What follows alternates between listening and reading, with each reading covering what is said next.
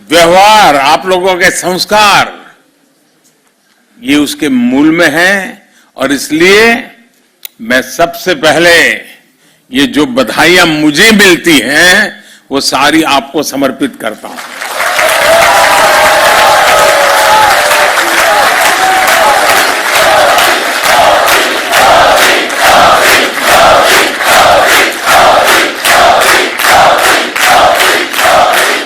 Inclusiveness और cultural diversity, विविधता, विशेषता भारतीय समुदाय की ऐसी शक्ति है जो हम सबको प्रतिपल जीवंतता का एहसास कराती है।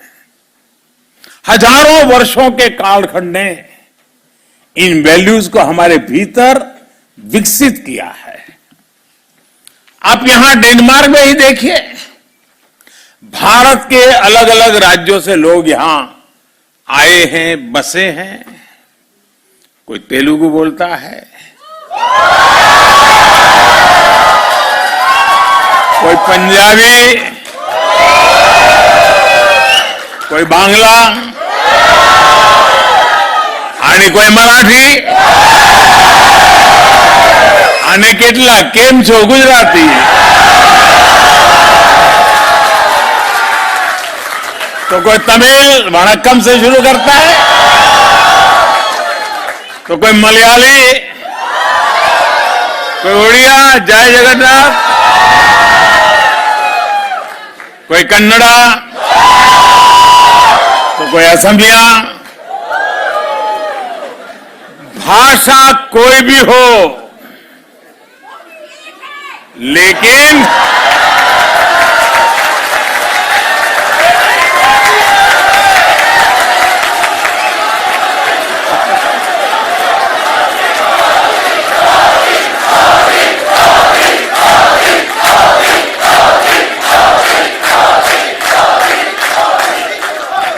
भाषा अनेक, भाव एक। भाषा कोई भी हो, लेकिन हम सभी के संस्कार भारतीय ही है।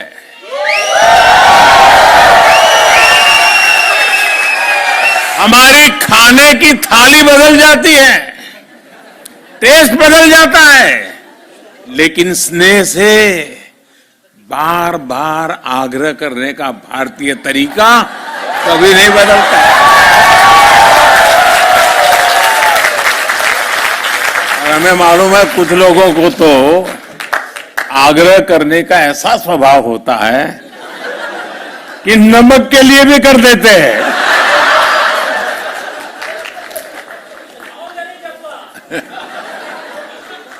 हम राष्ट्र रक्षा के लिए मिलकर खड़े होते हैं, राष्ट्र निर्माण में मिलकर जुटते हैं। भारतीयता सबका साथ, सबका और सबका। अब देखिए घर घर बात पहुंच चुकी है और डेनमार्क में भी गूंज रही है। सबका साथ, सबका विकास, सबका विश्वास और सबका प्रयास, और इसी से समृद्धि होती है। और साथियों, वसुधैव कुटुंबकम यानी वन वर्ल्ड, पूरा विश्व एक परिवार, हमारा ये कंसेप्ट व्यापार कारोबार की अवधारणा से भी बहुत विस्तृत है, बहुत व्यापक है, बहुत गहरा है, हिमालय से भी ऊंचा है। हमारी वन वर्ल्ड की अवधारणा अपनत्व पर, बंधुत्व पर, संवेदनशीलता पर, सम्मान पर टिकी है। 21वीं सदी का भारत भी नए ग्लोबल ऑर्डर के लिए इसी विजन को लेकर आगे बढ़ रहा है। साथियों, आज भारत जो कुछ भी हासिल कर रहा है, वो उपलब्धि सिर्फ भारत की नहीं है, बल्कि वो करीब 1/5 ह्यूमैनिटी की उपलब्धि है। कल्पना कीजिए कि अगर भारत में हम वैक्सीनेशन को हर परिवार तक नहीं पहुंचा पाते तो उसका दुनिया पर क्या असर होता। अगर भारत मेड इन इंडिया सस्ती और प्रभावी वैक्सीन पर काम न करता, बड़े स्केल पर प्रोडक्शन न करता, तो दुनिया के अनेक देशों की स्थिति क्या होती।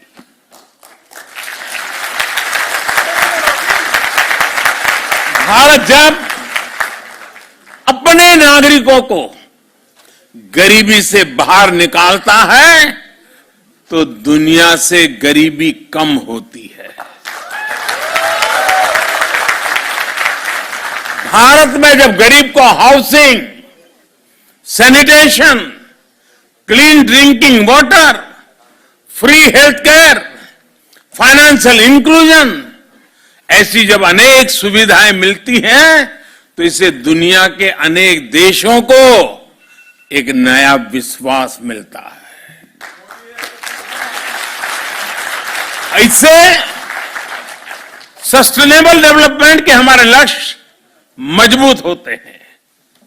भारत के हर घर में लगा हर एलईडी बल्ब, भारत में लग रहा हर सोलर पैनल जितना एमिशन बचाता है वो क्लाइमेट एक्शन के संकल्प को और अधिक मजबूत करता है। साथियों, स्टीरियोटाइप्स और साइलोस को तोड़कर जो सक्सेस मिलती है वो देश को नई ऊंचाई पर ले जाती है। आपको याद होगा जब मैंने डिजिटल इंडिया की बात की थी तो कुछ लोग कई तरह के सवाल उठाते थे। हिंदुस्तान में डिजिटल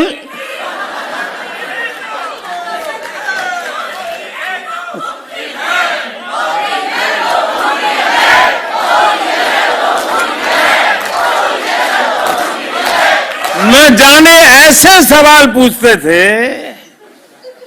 लेकिन आज मैं कहना चाहता हूं दोस्तों, 5-6 साल पहले हम पर कैपिटा डेटा कंजम्पशन के मामले में दुनिया के सबसे पिछड़े देशों में से एक थे। ये मैं बहुत दूर की बात नहीं कर रहा हूं, 5-6 साल पहले। लेकिन आज स्थिति एकदम से बदल गई है। अनेक बड़े देश मिलकर जितना per capita mobile data consume करते हैं उससे ज्यादा हम भारत में करते हैं। सबसे बड़ी बात यह है कि आज जो भी नया यूजर जुड़ रहा है वो शहरों से नहीं है, दूर सुदूर जंगलों में रहने वाले भारत के छोटे छोटे गांव है दोस्तों।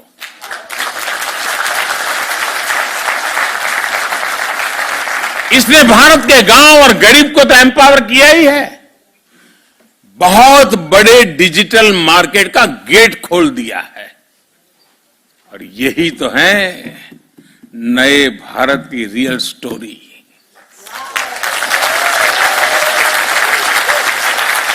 देश का मिजाज कैसे बदलता है, इसका एक और उदाहरण मैं आपको बताना चाहूंगा।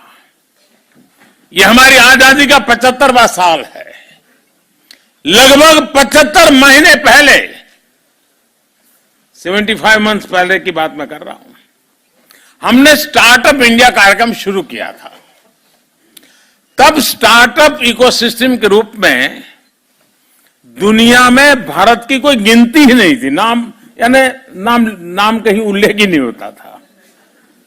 आज हम यूनिकॉर्न्स के मामले में दुनिया में नंबर 3 पर खड़े हैं।